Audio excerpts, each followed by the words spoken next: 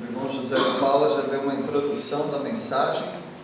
Ele disse que Davi era um profeta, e eu concordo com isso, porque o estudo de hoje em Salmo 37 é um salmo de Davi, e nós vamos estudar sobre o teor profético do Salmo 37.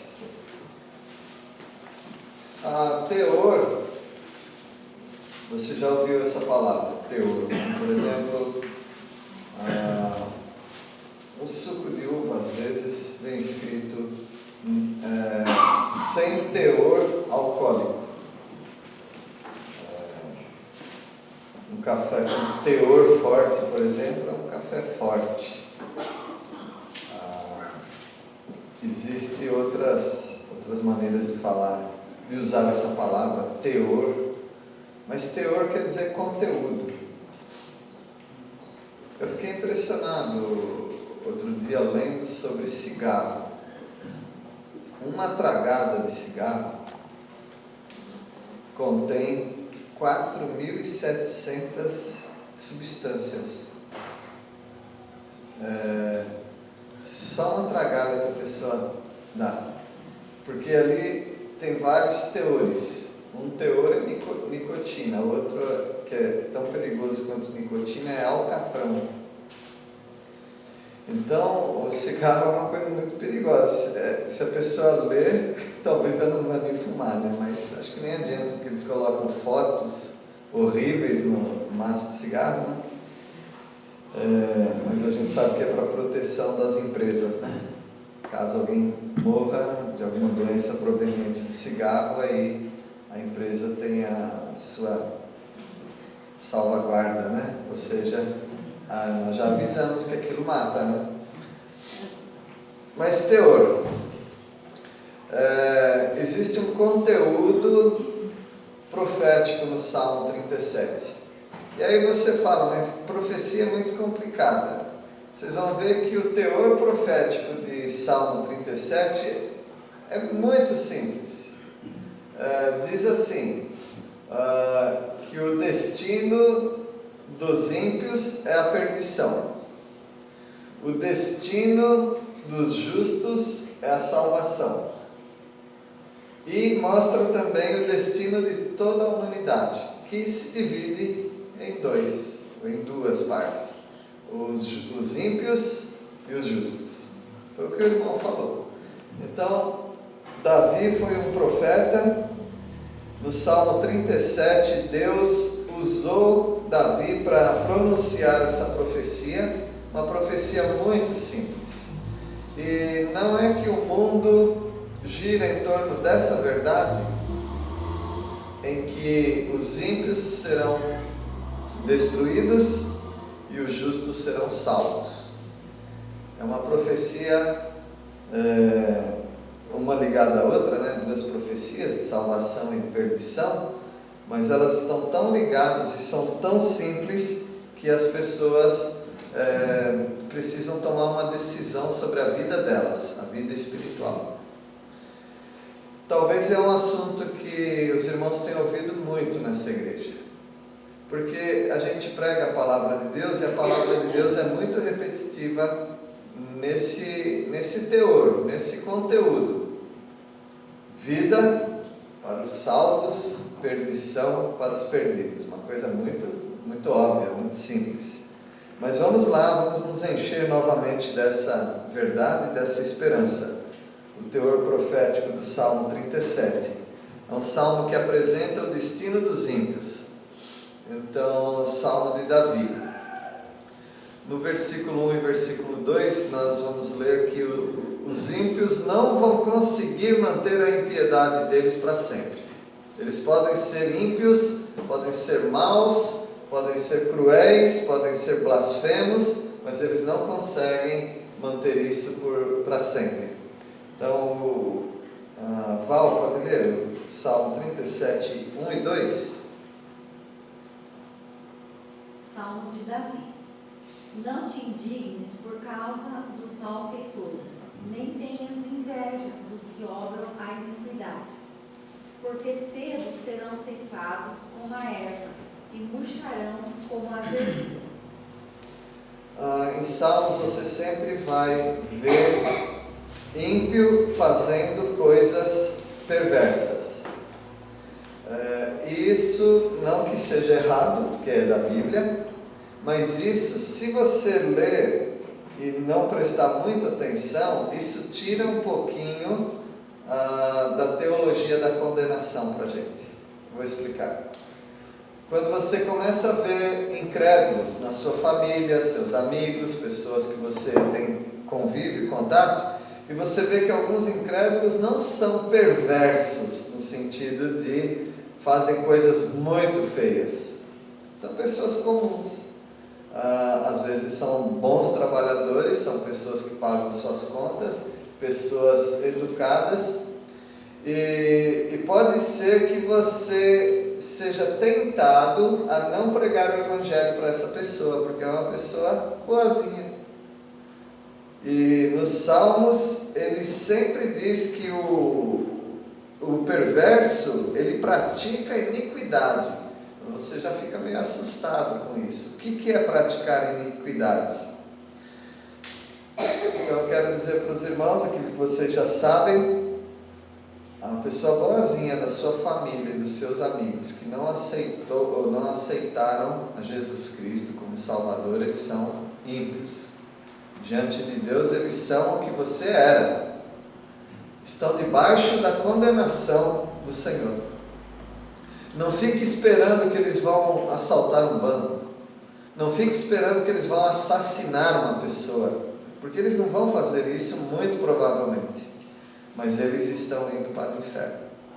É muito importante você se lembrar disso. Os ímpios não conseguirão manter a sua impiedade para sempre. Assim como eles não vão conseguir disfarçar diante de Deus por muito tempo de que eles são boa pessoa, que eles são bonzinhos e que eles merecem a salvação. Eles não vão conseguir por muito tempo manter essa farsa, porque é uma farsa que eles estão vivendo. Eles dizem que creem em Deus e que amam a Jesus Cristo, mas eles não amam porque ainda tem alguma coisa na frente da salvação. Um ídolo, boas obras e coisas que os levarão à perdição. Jonas pode ler o versículo 3, o justo deve descansar no cuidado de Deus. Confia no Senhor e faz o bem.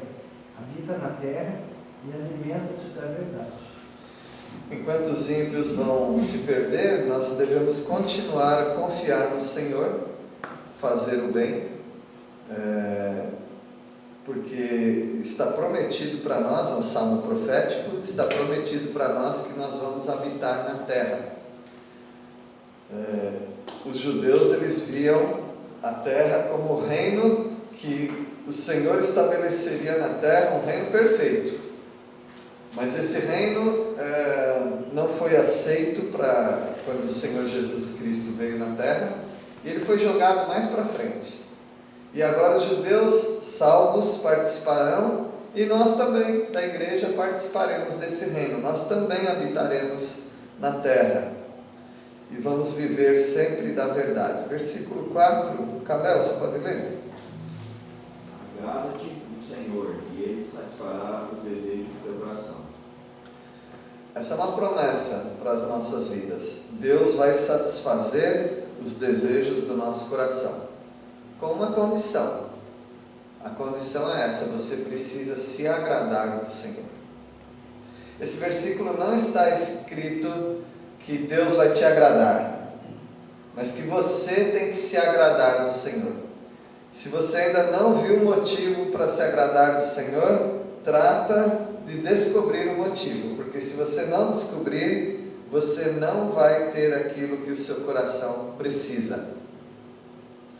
Deus quer que você se agrade dele primeiro, e aí ele vai satisfazer os desejos do teu coração. Agora imagina se o desejo do coração de um homem ou de uma mulher fosse adulterar. Será que Deus daria isso? Como que a gente pode responder isso? Se o desejo do coração de uma pessoa fosse cobiçar alguma coisa que ele não tem e quem sabe até adquirir aquilo por meios desonestos. Não é o desejo do coração dele? O texto está dizendo que Deus vai satisfazer os desejos do coração. Como que nós podemos resolver esse dilema, essa coisa que eu falei aqui? Alguém poderia dizer? Tiago diz: pedis e não recebeis, porque pedes mal para banjar os vossos prazeres. Se pedir mal, não vai receber. Certo. O mal intencionado, Deus sabe a intenção do coração, se ela é boa, se ela é má. Mas não deixa de ser desejo do coração, ainda que seja mal. É enganoso. Muito bem. Joãozinho? Eu não estava pensando que quem agrada do Senhor não vai estar com o coração assim, né? Então, a questão toda é: o Senhor te agrada? Porque se o Senhor te agrada, aqui diz, agrada-te do Senhor. Tenha prazer no Senhor e nas coisas de Deus. Se você tiver prazer no Senhor, você vai desejar o quê? As coisas que o Senhor propõe para você, as coisas que Ele quer para você. Então, tudo é uma questão de onde estiver o teu coração, ali estará o teu tesouro. Ou melhor, onde estiver o teu tesouro, ali estará também o teu coração. Se o teu tesouro está na comunhão com Deus, pode ter certeza que você vai desejar coisas que Deus quer. Aí fica muito fácil, porque Jesus disse: pode pedir o que você quiser e será respondido para você. Mas se você se agrada do Senhor, você vai pedir a coisa certa. Então, meus irmãos, nós precisaríamos dedicar um pouco mais da nossa vida, não em ficar fazendo pedidos absurdos, mas descobrir qual a vontade de Deus para a nossa vida. Os discípulos pediram para Jesus: dá-nos tudo o que nós queremos. Não, eles pediram uma coisa muito sábia: ensina-nos a orar.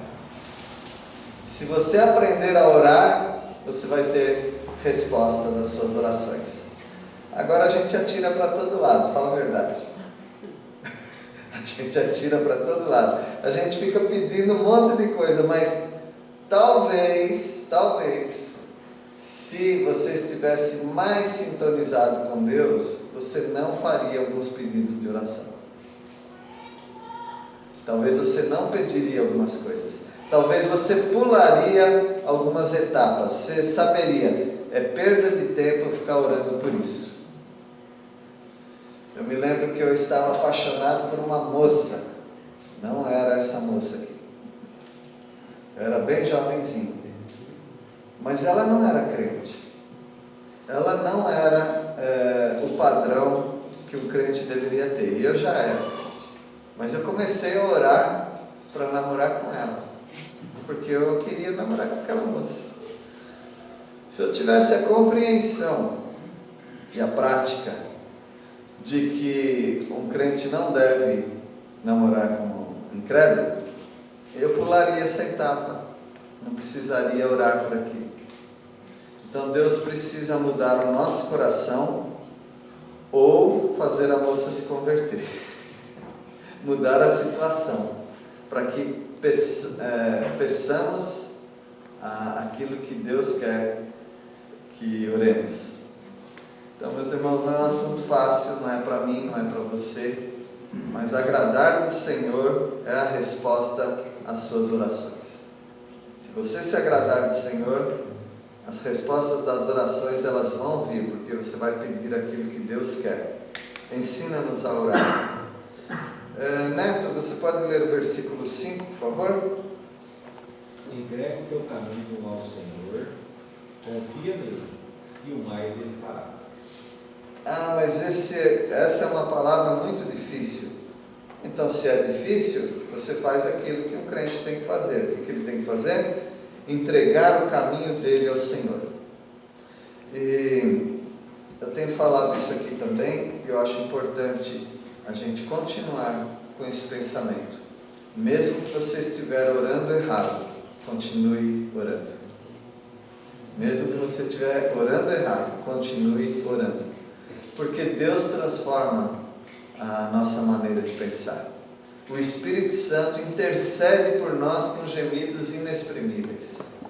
O Espírito Santo vai corrigir a nossa oração, vai corrigir a nossa vida. Então entregue o teu caminho ao Senhor, confia nele, ele vai fazer aquilo que você precisa, talvez uma mudança de coração. Versículo 6, Rafa, pode ler? Para sobressair a tua justiça como a luz e o teu direito como o sol de dia. Então, se nós entregarmos a nossa vida ao Senhor, se nós nos agradarmos do Senhor, o que vai acontecer é que toda essa treva, essa neblina, essa maneira de nós enxergarmos a vida meio embaçada, tudo vai se resolver. Porque Ele vai fazer que a nossa vida, a nossa justiça, seja como o meio-dia. Confie no Senhor, entregue sua vida ao Senhor, mas ore. Às vezes, por nós já sabermos que a oração é errada, a gente para de falar com Deus. É mais ou menos como um filho que quer desobedecer o pai. E ele não vai falar, pai, eu vou fazer isso. Ele não vai falar porque ele sabe que o pai não vai aprovar. Então o que ele faz? Ele não fala com o pai e ele faz as coisas escondidas. E qual o resultado? Você já sabe qual é o resultado, porque você já fez isso alguma vez. Então, meus irmãos, nós precisamos falar com Deus, mesmo que nós estivermos com intenção errada no coração. Uma vez eu orei uma oração que eu tenho vergonha de falar, mas quem sabe vai ser uma ajuda para você. Eu estava com ódio no coração contra uma pessoa e eu não consegui orar por ela. E não consegui orar pelo assunto e nem por ela, porque se você vai orar por alguém que você está odiando aquela pessoa, então você se sente muito mal, quase que você começa a orar confessando. E eu não queria fazer isso. Mas eu resolvi que eu tinha que abrir com Deus. Porque, veja, eu não posso falar para alguém que eu estou odiando alguém. É vergonhoso falar isso. E o crente, ele nunca deve odiar ninguém. Mas era o que eu estava sentindo. Então, sabe o que eu fiz? Eu falei com Deus. Falei com Deus. Esse é o sentimento que eu tenho. Eu não posso falar isso para ninguém, então, mas eu posso falar para o Senhor. E eu falei e Deus tratou na minha vida. Aí aquela oração passou a ser uma oração de confissão, para que Deus me perdoasse, porque aquilo estava aumentando no meu coração, aquilo estava me consumindo. E quando eu falei para o Senhor, eu deixei nas mãos dele e ele resolveu a situação para mim. Então veja, se eu não orasse, porque é pecado odiar, e Deus não gosta do pecado, mas se você não falar com Deus as suas intenções de pecado, então você não vai ter vitória nunca. Por exemplo, se alguém fosse adulterar e ele entrasse em oração séria com Deus, dizendo, Senhor, eu estou pensando em adulterar, você pode me abençoar nisso? É claro que eu estou sendo irônico, tá bom, irmãos? Mas se você fosse pecar e falar com Deus antes, Ele teria uma palavrinha para você. Porque assim são os nossos pais, eram os nossos pais. Se nós tivéssemos uma intenção errada e falássemos com eles, logo eles consertavam aquilo na nossa mente. E eles iam mostrar para nós, esse não é o melhor caminho. Então, tenta fazer isso. Ó, provai e vede que o Senhor é bom. Faça uma prova com o Senhor. Fale aquilo que você está sentindo no seu coração. Não fale comigo, eu não vou entender. Fale com Deus. Versículo 7 agora. A ira do justo não produz o juízo de Deus. Imagina que você fique muito irado contra as injustiças ou contra os perversos. Isso vai resolver o quê? Se Deus ainda não julgou o perverso, você vai julgar no lugar de Deus? Por isso que o Salmo começa: não te indignes. Não fique tão bravo com a situação, com as coisas erradas dessa vida, com os ímpios. Por duas razões. Primeira, porque você não vai conseguir resolver ficando bravo. E segunda, porque você era assim. Você era igual ao ímpio. Versículo 7, então. Não falei quem, né? Tânia, pode ler? Descansa no Senhor e espera nele. Não te irrites por causa do homem que prospera em seu caminho, por causa do que leva a cabo os seus maus desígnios. Não fique irritado. Como diz o Chaves, não te irrites. Ele fala assim, né? Não te irrites. Não, descansa no Senhor, espere no Senhor. Não fique bravo por causa do perverso. Por que você não deve ficar bravo? Por causa do que leva a cabo os seus maus desígnios. Ou seja, a vida dele não vai terminar bem. Deus já tem um juízo para ele, se ele não se converter. Então não queira apressar as coisas sendo bravo, sendo irritado. Descansa no Senhor, espere nele. Versículo 8 do dia, você quer ler? Deixa a ira abandonada, o furor, não te impacientes, certamente isso acabará mal. Deixa essa irritação, deixa essa ira, abandona isso, porque não vai acabar bem. Certamente isso acabará mal, não vai ser bom para você. Porque você começa a tomar o lugar de Deus, você se torna juiz da situação. E Deus não quer isso. A mim pertence a vingança, diz o Senhor. Não ponhas o sol sobre a tua ira. Espere no Senhor. O destino dos ímpios é de destruição, e essa destruição não é sua, é do Senhor. Pode ler, Amine, por favor, versículo 8, 9. Porque os malfeitores serão desarraigados, mas aqueles que esperam no Senhor herdarão a terra. Desarraigados, vamos sair com raiz e tudo, né? Deus não vai deixar o malfeitor na terra. Ele será na terra, que é o reino do Senhor, né? Mas os que esperam no Senhor vão possuir a terra. Então quem vai habitar essa terra no reino do Senhor Jesus Cristo é o crente, não o incrédulo. E se nós prestarmos muita atenção no destino, ou na sorte, vamos dizer assim, na sorte dos incrédulos, nós não vamos conseguir viver a nossa vida plena. Deixa as injustiças com Deus. Deus vai julgar tudo que Ele ver que é necessário julgar. É um salmo que pede para você ficar paciente. Davi, ele era um homem muito manso. Pelo menos o que a gente vê na vida de Davi, ele era um homem muito manso por fora. Mas por dentro ele tinha muita luta. Ele ficava muito indignado com as coisas erradas que ele via. Mas ele também é um profeta, como o irmão falou, ele profetiza isso, que o ímpio terá o destino dele. E eu creio que ele aprendeu muito isso. Eu não sei se ele escreveu esse salmo antes ou depois daquele homem que jogava terra nele, pedra, terra, Simei, né? Simei. Eu não sei, mas ele aprendeu isso. Porque quando Simei estava fazendo aquelas provocações contra ele e queriam matar Simei, ele falou, não mate. Quem sabe Deus esteja usando isso? Quem sabe? Deus está usando algumas coisas irritantes na sua vida para ensinar você. aguarde, espere no Senhor. Versículo 10, Tiago, pode ler?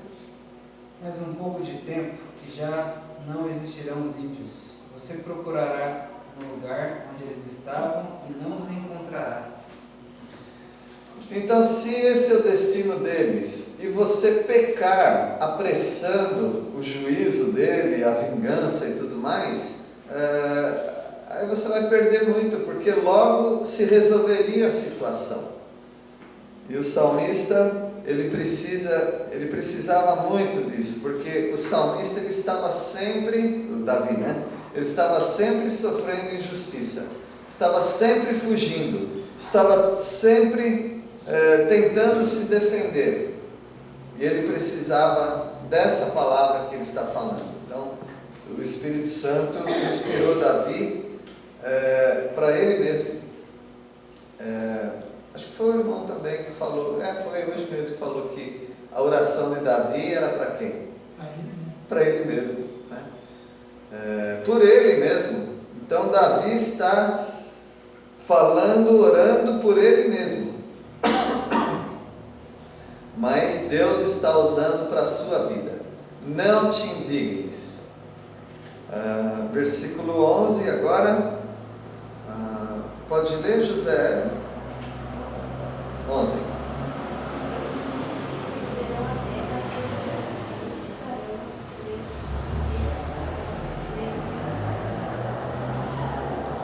Mas os mansos herdarão a terra. Do que você lembra nesse versículo?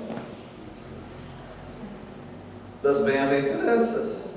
Bem-aventurados os mansos, porque herdarão a terra. É tirado daqui aquela bem-aventurança.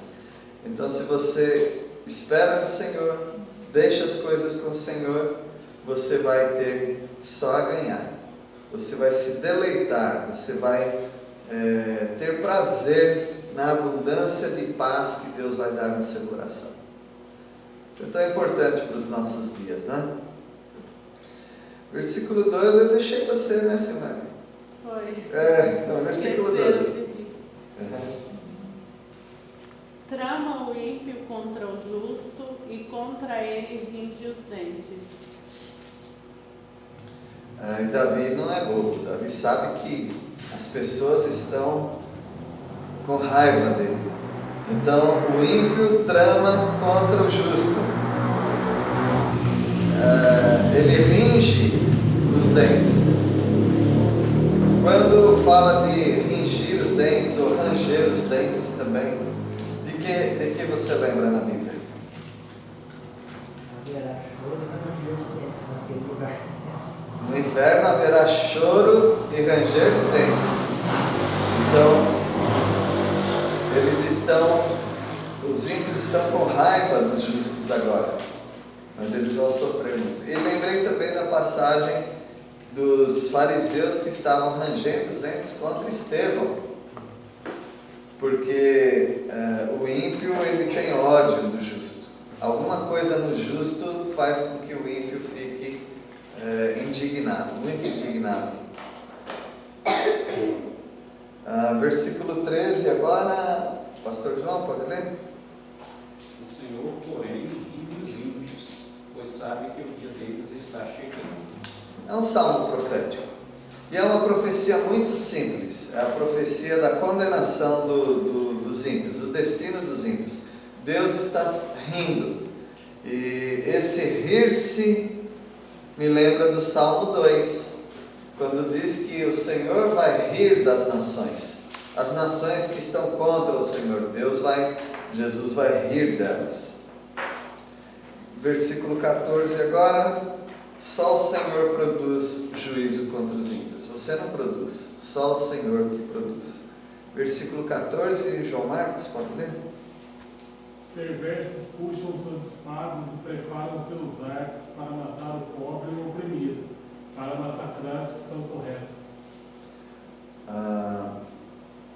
E aqui me faz lembrar do Acabe e Jezabel. Acabe tinha um desejo no coração.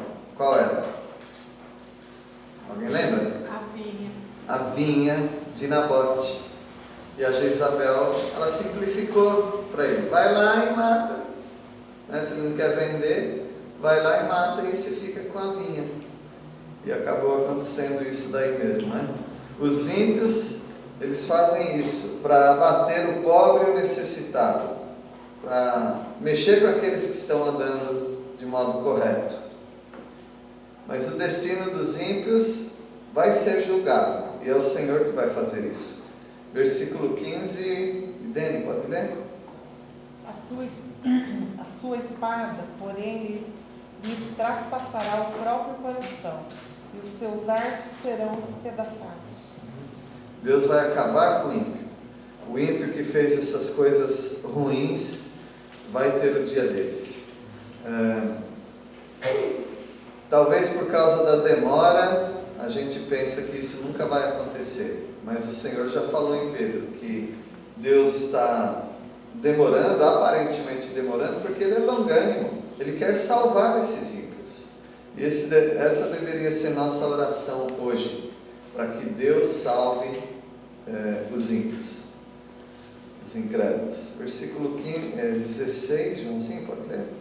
Vale mais o pouco do justo que as grandes riquezas dos ímpios. Sempre para nós lembrarmos, quando nós estivermos com inveja, indignados, aborrecidos, até com o sucesso do ímpio, nós temos que lembrar que é muito melhor o pouco que o justo tem do que a abundância dos ímpios, mostrando que o final dos ímpios é um final muito triste, é muito ruim. Você não quer estar nesse caminho. Bom Zé de Paula, versículo 17. Pois os braços dos ímpios serão quebrados, mas os justos o Senhor os sustém. Deus está poupando a sua vida de se desviar do Senhor.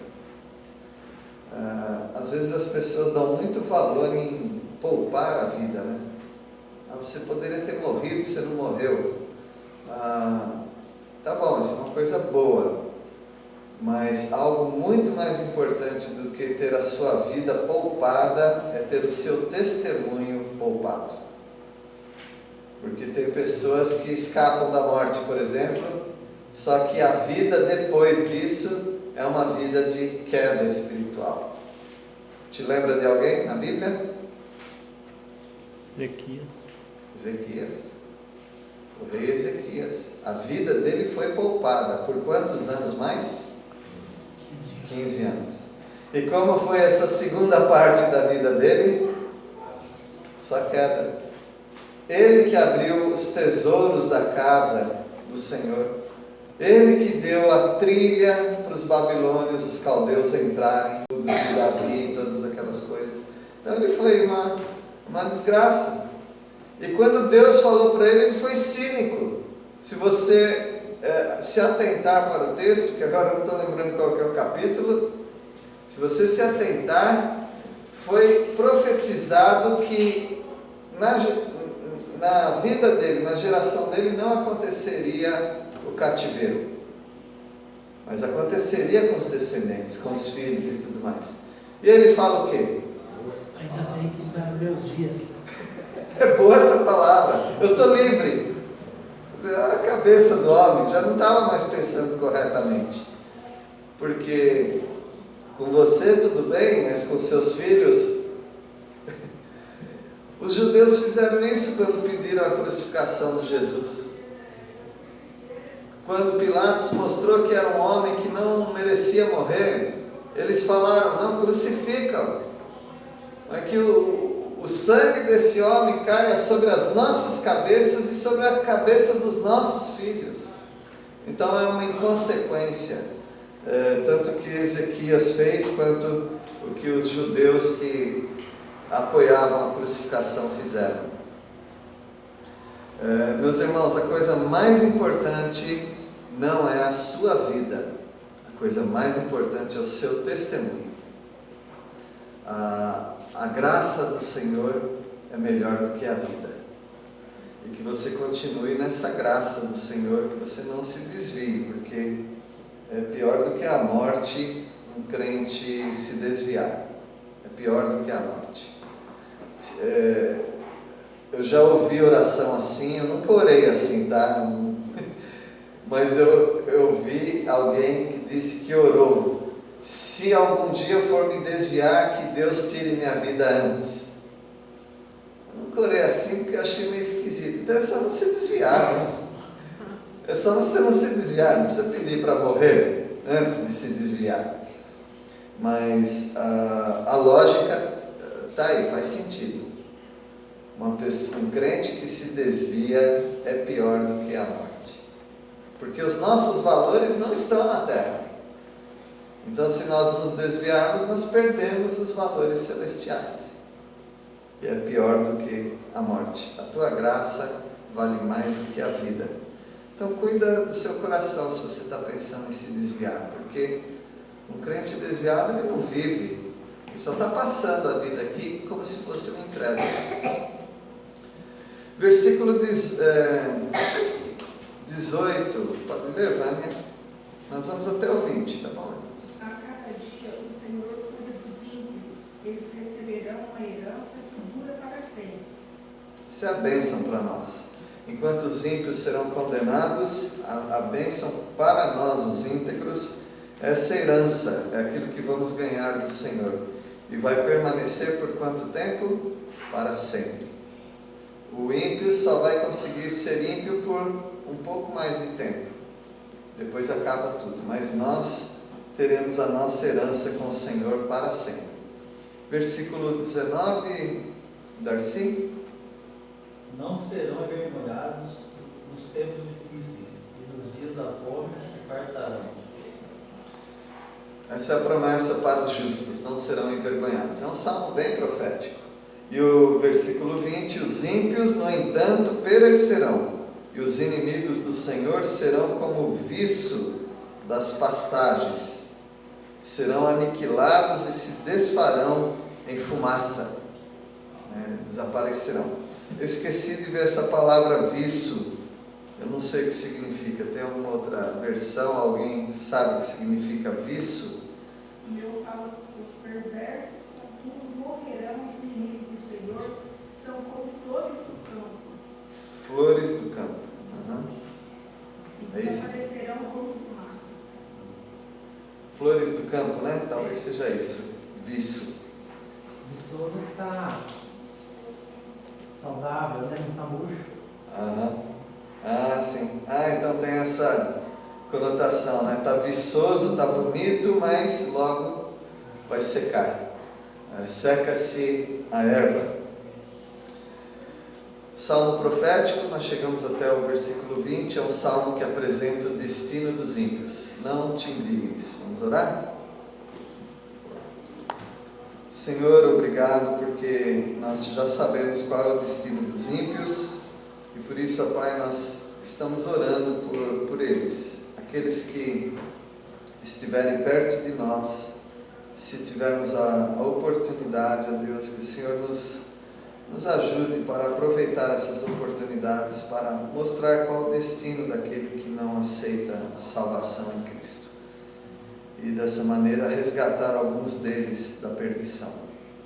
Agradecemos a Deus porque mais uma vez somos advertidos pela Tua Palavra para não invejarmos aqueles que estão no caminho errado. E ajuda-nos, ó Pai, a amarmos ao Senhor sem nos desviar dos Teus caminhos. Em nome de Jesus que oramos. Amém.